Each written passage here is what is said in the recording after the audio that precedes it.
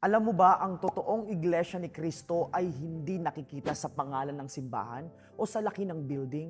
Matthew 16:18, ako ang pundasyon, ako ang Kristo at sa aking pangalan itatayo ang aking iglesia. Ang iglesia ni Kristo ay hindi basta-basta grupo ng tao o isang gusali lang.